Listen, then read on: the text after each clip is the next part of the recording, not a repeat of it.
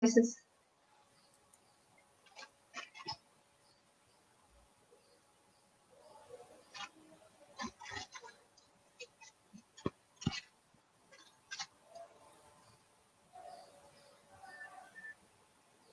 Yes, we are live.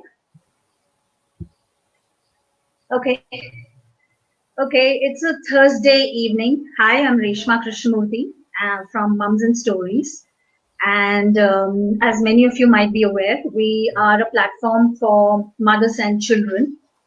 And continuing our efforts, where we have stories on mothers and initiatives for children. These are published on our website on mumsandstories.com. But we are also a Facebook page where we initially began, and we also had events. Prior to 2020, we had offline events, and now this is part of the series continuing our online events. So today we have with us Divya. Divya, she's a mom, she's an entrepreneur. In fact, when I keep reading about her small snippets and what she shares on her page and everything, I almost want to I feel like talking to her every single day because there is so much to learn. Okay, so I wanted to do this for quite some time with Divya. So we have Divya to talk about importance of toys and play in childhood. This is something all of us love anyway. In the sense, we all remember our childhood. We all feel that as parents, our childhood was different. And look at the change, the toys and the play has happened in this generation, in the current. When we are parents, we hardly remember those games. We hardly remember those toys, and so much more to talk with Divya. So let's get going. Hi, Divya. Welcome to Mums and Stories. Thank you, Reshma. Thank you for making this possible. Thanks for having me over. It's my pleasure to be here with you. All right. I'm going to be asking, we're going to be having a chat. And in case you have questions, I'm telling the viewers over here, in case you have questions towards the later part, please post it. I'll try and ask them during our interaction itself. So the very first question is to Divya. Do toys, in fact, affect cognitive development? Does it affect mental growth? What do you say? Yes, Reshma, I think our environment do affect how we are, and toys is a major part of our childhood. So why do we need toys is the first question. Mm-hmm. Because toys have a very huge definition. So let us now, look into why do we need toys? Why do children need toys? They need to develop their cognitive skills, like you said. They need to build problem solving skills, language development, imagination, creativity, fine motor skills, gross motor skills. We want them to learn conflict resolving skills, and we want them to be sharing and caring. So this is our basic need for a play material or toy. But these days, parents are ending up buying Iron Man, Hulk, guns and Yes. swords and Barbie dolls and princess kits. So when we Yes. look into the definition of toy, can we even answer how it is meeting those skills? In fact, these kind of toys are bringing in negative emotions in children. They're learning to fight. They want to load more and more toys. Yes. They're not satisfied with one toy. The toys must be used as tools to develop positive attitude in children, and the toys must be open-ended toys where it can be transformed into a new thing every day. So here I would like to say that since I am from the Waldorf background, even Montessori educators encourage that children play with open-ended toys. Open-ended toys could be anything like building blocks. A wooden block can be a house one day. It can be a car one day. It turns into a piece of cake one day in our kindergarten. And they make schools, houses. and it becomes a iron. It becomes a camera one day. So since the wooden blocks does not have a definition, they are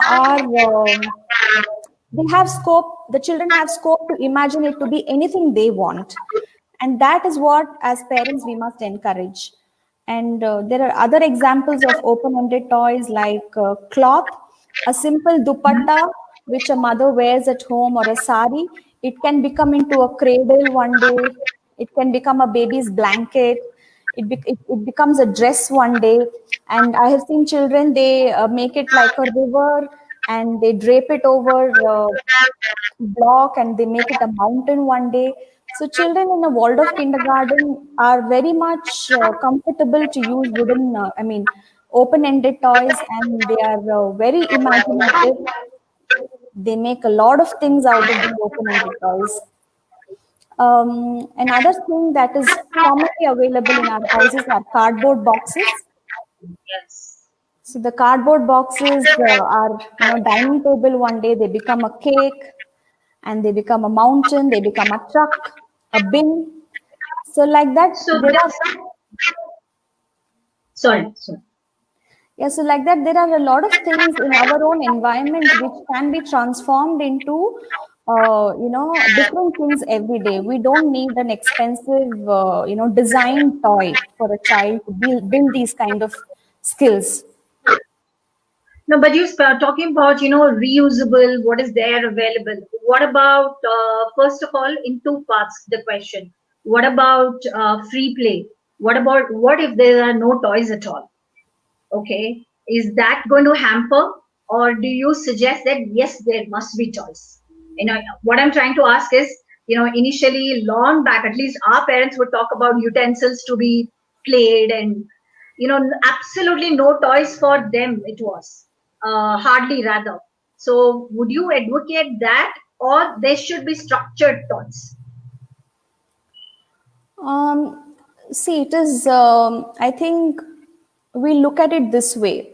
A child in a construction house, like if there's a construction going on, there are children there, the workers' children, they don't have toys. They are playing with cement bags and stones and mud, and, something is tied over a tree, and they're playing on the tree. Yet Yes. they are learning skills, the same skills that we are also learning, our children also are learning. On the other hand, toys that are open ended can be used. We don't have to go for fancy toys which are available in the market, because now there are like thousands and lakhs of toys which say that, this encourages your child's thinking ability and problem solving ability, which is actually not true. Even in your house, you have a lot of situation where the child can learn these things. You are making a parent feel that they don't know anything, and only a toy is a tool to learn these skills. So it has to be balanced. All right. Now, what if there are, at least I know initially I would do this. I'm guilty of this myself when my child was much younger. What if you bring a whole lot of toys because you don't know, and you feel there is the affordability factor, there is variety. What if you bring a whole lot of toys? Can that be overwhelming? What do you say? Definitely overwhelming, Reshma. I think you look at a baby now.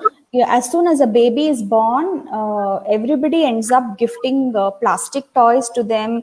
One rattle and one play gym and one, those rubber mats. Yeah. So, I mean, everything is just, even before the child can sit up and walk. You bring a walker, and you bring everything that a child doesn't need, and then you're making the child dependent on these materials to engage himself. I And can so relate with the walker. yeah, and you imagine and you can see it's a very common thing that all children have this battery operated train set. Now, if this battery operated train set is, fixed by the adult, and you give the key and the train is moving around, you tell me, what is the child doing? How is the child actively participating in this game? In fact, these kind of noise creating toys are very overwhelming for the child. You in fact see the baby start to cry, and these play gyms, they have these musical toys, and it makes the child more cranky than, we think that it is very soothing for the child. What is actually soothing for the child is the mother's voice, the mother singing, the mother talking, grandmother's coming and, holding the baby and playing with the baby. This is what is the touch is very soothing for the child, not too much of sound or not too much of light. It is too much overwhelming for children. And especially when we look at children with special needs, Yeah. it is, you just have to, you have to put these away for them, because it makes them more hyperactive, and they cannot process these, their sensory processing is, it completely gets ruined. So you can see the mm, like direct effects on special needs children, but in our children also there is an effect which we realize much later and is not visible at that point. All right, but this year it has been more or less largely kids are indoors. So, this has not been a great choice for parents. We don't know where to send them. And if you send them, there are other issues, hygiene and the virus and so many things. So when you keep a child at home, so for that matter, toddlers at home, I'll probably come to toddlers and the later, the other children, the age bracket later. So how simple ways to keep toddlers engaged? Some simple ways, maybe 2, 3 suggestions that you can give. Yeah, it is very difficult to say it in 2, 3 words, Reshma. For me, infants and toddlers are very close to my heart, because they are like, it is like the foundation years of a human being. Yeah. And that is being ruined every day in front of me. And that is why I feel there is a need for more, such kindergartens and such initiatives to come up. And that is what inspired me to be in this field. Because like I said, as soon as a baby is born, we are loading the child with unwanted sensory products, and we are expecting children to grow faster.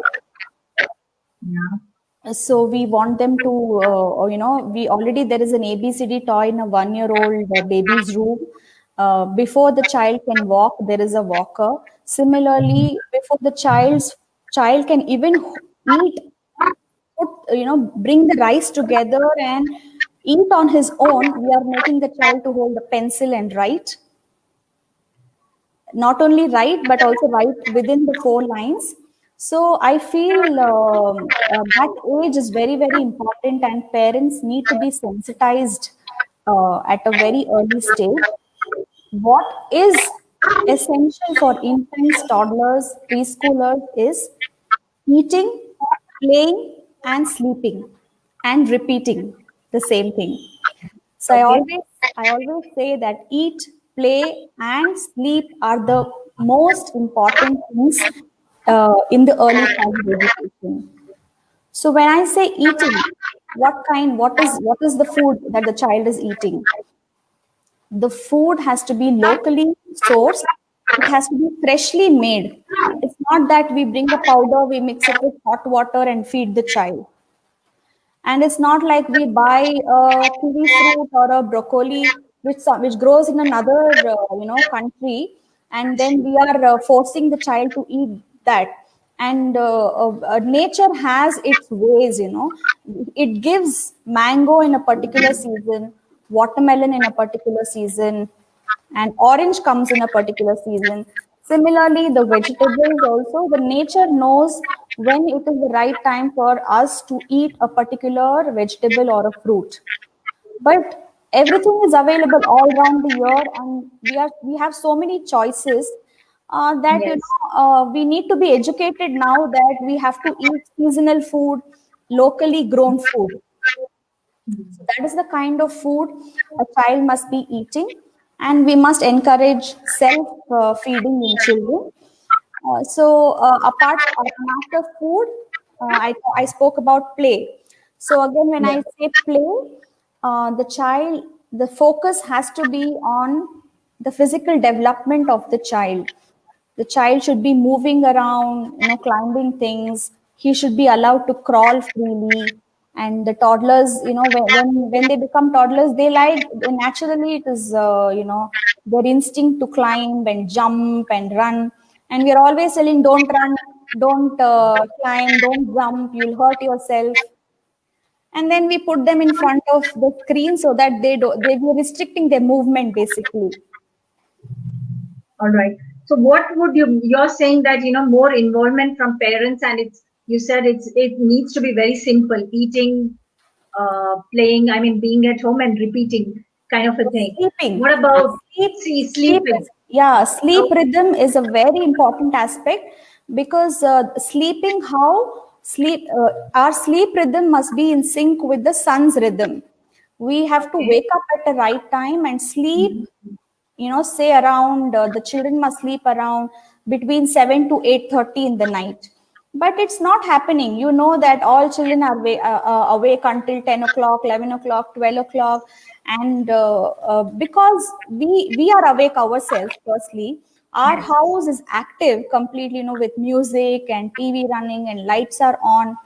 So, children don't feel that the day is coming to an end. Yes. So these are the three things that we have to work upon in the early childhood. And I don't think it requires, in a way, it requires a lot from us, but it is very simple. If we are concentrating on these three things, it is very simple to alter your lifestyle to suit the child's need. This is not in my list of questions, but suddenly the thought comes to me. Do you think we are becoming parents without being prepared for it really? I think so. I always think so. You have a child and then, somebody tells you something and you're going online and you're asking question, what about flashcards for my 1 year old? Unnecessarily, you're just not prepared to be a parent. It used to be very simple for our parents, but now Yes. it is very complicated to be a parent. I know. Okay, what about the age group of probably 7 to 12 years? They are running around, and in these times, do you think sports is necessary? And I know it's not. I mean, I'm not saying you're the medical expert or something like that, but how do we manage children at home? Or ideal situation, what should have been 7 to 12 year old maybe? See, 7 to 12 year olds, they're already now, crossed that stage where, free play and role play has to happen. Yeah. So they are more into their physical now, and Yeah. they want to run and they want to, socialize and things like that. Structured sport, it helps to a certain extent, but what we used to play as children was, something like lagori, coco, Yes. and where the children themselves are together involved in planning and executing, and they say you be there, you be here, and the cleverness in the children comes out, leadership skills comes out. But in a structured sport, that does not happen. The focus in a sport is winning or losing. Okay. It's Yes. not the process itself, process of playing. So Okay. I'm not for structured sport. I'm more for children playing together. But like you said, of course, this, in the times of pandemic, it is very difficult. How you can engage them purposefully at home is to involve them in the household chores. Yes. Yeah, they can help you in the kitchen. You have to make a routine even for the toddler and for the 7 to 14-year-old children. There has to be a structured routine. Since we don't have boundary of time now, we Yes. feel, anything can be done anytime. We can get up at any Mm. time. We can eat breakfast at any time. But our body requires breakfast, at morning 9 to 9:30. lunch, our liver, which is functioning, it requires the food at, say, 12 to 1, 12 to 2ish, the lunch has to be there, and by 4 there has to be a snack, by 6:30 to 8 o'clock there has to be dinner. Yeah. This kind of a routine, when you fix for meal times, in between the meal times there has to be one play activity and one structured activity for the 7-year-olds. If the child is let free and he is playing or drawing or whatever, then the other, after that, it can be more like a structured work, something from his school, or some household work where he's helping in cutting vegetables or putting away the dishes, uh, organizing his clothes. So we feel our children are too young to take up such tasks, but they're very, Exactly. very capable. Yes. And it is the need of the hour that both boys and girls learn these kind of skills. All right. Coming to boys and girls, do you think toys need to be gender free? This is something. I have a son, and all along it's been when he was young, he would refuse to pick something in pink, even though he liked the color. So many things. Do you think toys need to be gender free? What I'm trying to say is, even when you want to give a birthday gift, automatically for girls you think of dolls. For boys, even I'm guilty of buying a gun and now seeing around the world, I feel, what have I done? Yes, so, yes. there are structured, you are very, very narrow in your approach as parents for buying. Secondly, even I fail to understand why they even manufacture such toys? Is it because we are buying? I don't know. Yeah, it is either ways. I think they also look at it as a marketing tool. Yeah. Every toy is how it's a brain developing toy. So like that, every toy is also targeted either to a girl or to a boy. But Yes. pink and blue, like I said, it starts again in the infancy and the toddler stage. That is when we start gifting and parents start buying things. Like every boy has hundreds of cars and racing car and fighter jets and Yes. guns and swords. And when they even come to my kindergarten children, when they even take a wooden block, they say this is my fighter jet and this is my car. But you see that children who are not exposed to these kind of things, they have multiple options. A block can be many other things than just a fighter jet or a car. So it is Mhm. what you expose as parents. And they don't need, of course, the boys may like cars and guns. It doesn't Yes. mean that you have to hoard your house full of, blue something on the wall and cars on the wall and, Hulk and Superman and things like that. And similarly for girls also, we're making it like too pinkish and princess, and the princess is always perfect. She's always wearing makeup, matching things, and she's wearing lipstick. So the girl's attention also is on these things rather than the play itself. And that obviously manifests in their characters. When they buy certain things, they say, I want to look like princess. Why should you look like a princess? Yes. So it's either ways, toys, when it's designed to a particular gender, it is not doing any good. That is, again, I come back to using open-ended toys like wooden blocks or, cardboard, cloth, or something which is not defined, which has more scope for imagination. This does not restrict anybody from, a boy or a girl from using it. And we also make handmade dolls in the Waldorf kindergarten. Teachers make them, and children, both boys and girls play with these Waldorf handmade dolls. Why they play is, firstly, they don't have feature, they have very minimalistic feature. So it brings in a, sort of father feeling or a mother feeling. They learn how to care for the baby. And some children, when they come, when they are newly entered the kindergarten, they're, throwing dolls away. So then we show them how a doll must be treated like a small baby. So these are the gentle things that the children learn by playing with dolls. not something like Barbie dolls or this princess themed dolls. So I feel it has to be gender free, Reshma. All right. Before I go to the next question, just in case you have questions, viewers who are watching us right now, you can ask Divya. We'll answer them. She'll answer them. And coming to my next question, again, 2020, an unforgettable year. Who would have thought so much of on-screen time, that's come about? And you have schooling. I'm not talking about your school, but you have schooling in general, which is online, and others, and games and everything. So we as parents, generally we start with half an hour of online gaming is fine, and it becomes a habit. Do you feel a continuous usage or will hamper? Do you think parents should stop it at all? What is your take? um Yes, see, screen time now, it is like you said, it is not we cannot avoid it at all.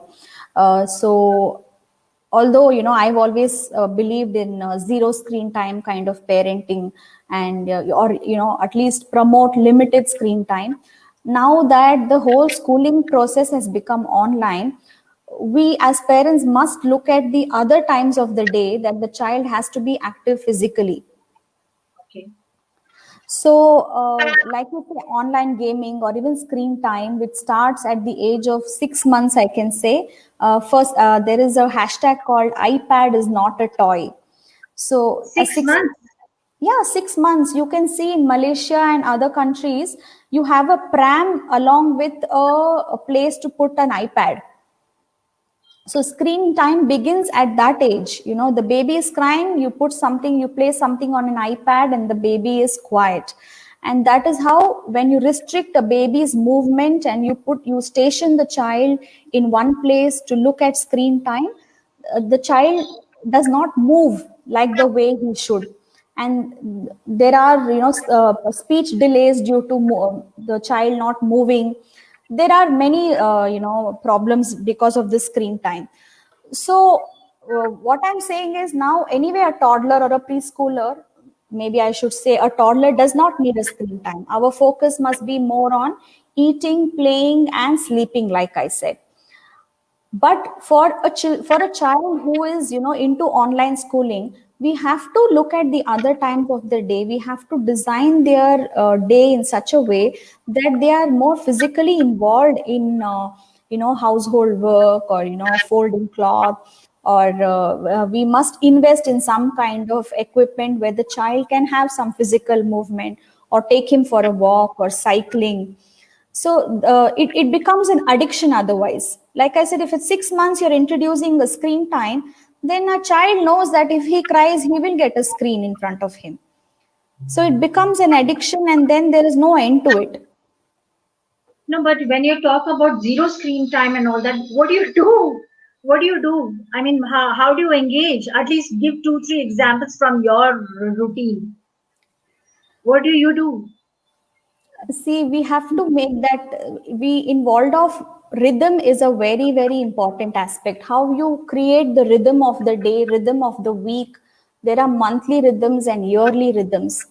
Now, when Okay. you create a rhythm for yourself and your own children, then you can see that everything has a time. Like there is a lunch time, there is a breakfast time, and after lunchtime there is washing of our own vessels, and clearing up the table mats, cleaning the table, and then there is a bit of rest time. Post that, they have a bit of activity like a painting or a drawing, Yes. and then we go for a walk. And the main thing is, when we end our day sooner, like at 6:30 we dim the lights, and we bring in more calmness in the environment. We have to make the children sleep by 7:30, 8 o'clock. Then there is less pressure on you to keep the child engaged for a longer time. If your child Okay. has had a good rhythm, good physical activity during the day, then he is automatically tired by 5:30, 6 o'clock. You give him a wholesome dinner and make him sleep. and then you come back and you do your work, but keep your house noise free. Right. So Okay. this kind of rhythm. It's a lot of learning. Okay, we have a question from Soumya Bharat Narayan. If your child was there helping at home and suddenly starts resisting it, how can we understand why is that resistance happening? Yeah, it is quite open-ended question, but I can suggest few things. When we make a routine for a child and say that at this time the child has to maybe do gardening or say water the plants, so automatically what happens is when the child is watering the plant, he wants to play with the water. For us it is a task, he has to water the plant, but when the child starts playing we say no, that is not how it has to be done. You are not supposed to mix the mud and water, you are supposed to do it like this only, like that only. Those kind of instructions when we give, they resist activities. For them work is also play. Mm-hmm. So Okay. we must, although they're cutting vegetables, for example, they come and they are washing the vegetables. They splash water, the water is spilled, and then we get angry that why did you spill water? Don't you know you must, not spill water and do it neatly. So these kind of attachments we have to remove when we give work. We have to be mindful that even while working, a child is playing. Is Only it when, okay to have is tell it me. okay to have messy houses little bit then? Yes, then you'll clean your own mess, right? Don't leave it messy just because it is messy. No, no, no. While the child is playing, because you're saying that Yes, don't do yes. that. Yes, at that moment it can be messy. So when you come and clean that mess, your child is also watching that. So after certain, when he reaches a certain age, like my daughter's 5.5 now, the minute she spills water and she's done something, naughty, she'll look at me and she'll say, "I'll clean it, Mama. Don't worry." So that is also a process. So, I mean, are parents, confusing, so which means playing to be a learning format. Always playing should be learning, or should it be away from it? Play is an essential part of the childhood. We cannot remove it. Either we are giving work or writing work, or we are singing with the child. We cannot remove play from their daily routine. So anytime they will get into the play mode, and they are learning. While playing they are learning, but it is very difficult, or it I feel it should not be categorized into what they are learning through this play.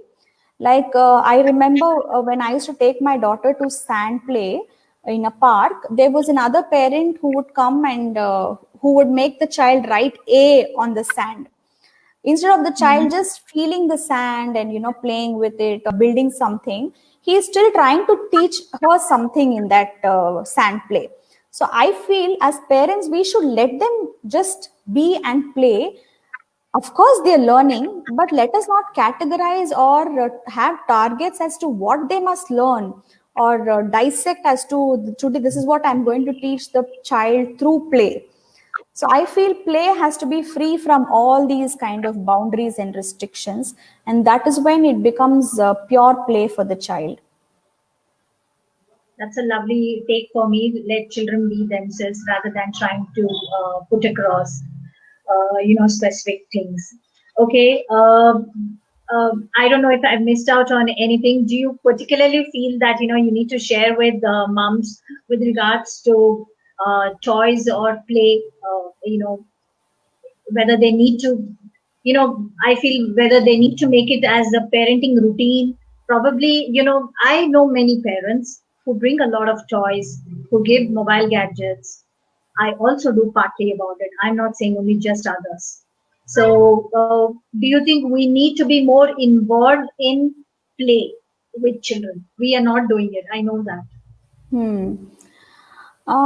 Yes, Reshma. See, I think children itself have a developmental map, and they go through that map naturally. We only as parents need to provide that kind of environment. So now, say for a 6 month old child, he may just roll over and look up, and his main objective is to now get up and begin to crawl. And Yeah. once he starts crawling, he wants to walk. And once he starts walking, he will obviously run around in the house. So what is the tool that encourages this kind of milestone? If a parent just boils down, question themselves as to what the child needs, then it is very simple. If and then after 1 year, when the child starts moving, he will not immediately socialize with other children and play. It requires the child to be 3 and a half when he himself wants to have that kind of social play and interact with another child.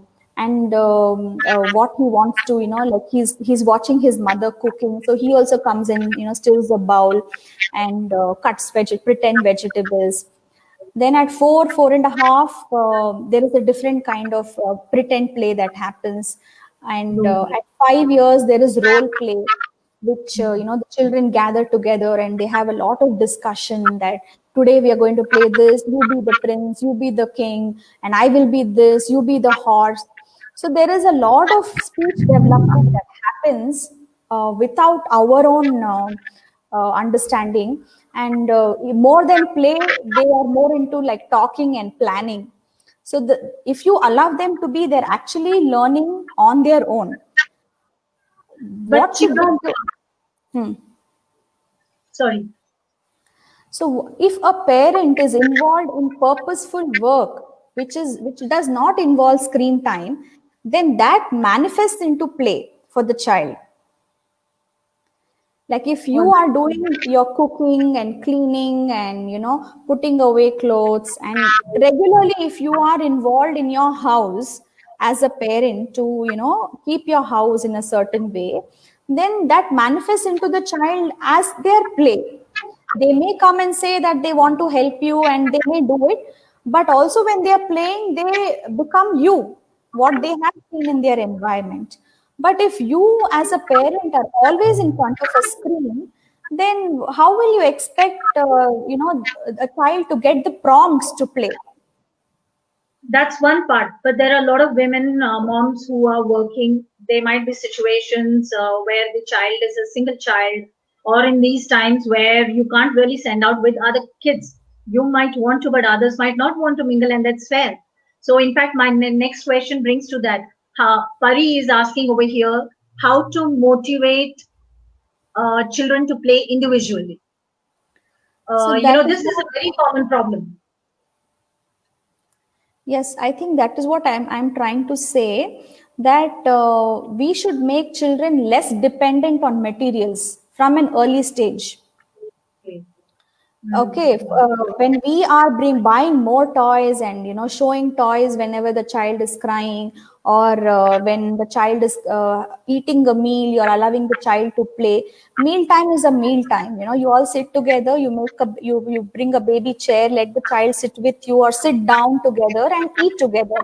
Meal time should not be mixed with screen time and play time. So Okay. when Yeah. you bring such strict routines, the child also automatically follows those kind of routines. And when you are engaged, I have seen it when I've been coaching a lot of parents of late. I have always told them that when you are cooking or cleaning, the child automatically is playing. But when you are sitting and looking at screen or reading a book, then that is when the child comes to you and clings. So it is very important that a parent is engaged in purposeful work. That is how you can prompt those kind of ideas for the child to play. And less toys is very important. If you have various options, then that is also very, very difficult. The child does not end up playing with anything. So when a child is playing, you have to keep an eye on the child and do your work. If you're always involving or giving a battery operated toy, obviously the child will come to you and say the switch is over. I mean, the it's not running, can you put it on? So when it is open-ended toys, the child automatically begins to play on his own. Okay. I'm not sure because that is okay if you have done from toddlerhood. What if the parent hasn't done till probably 4 or 5 years and then wants to shift this, where he Yes, wants to break this? the change is not, it cannot happen overnight, Reshma. But if you know as a parent that you consciously want to make this change, then you can start one step a day.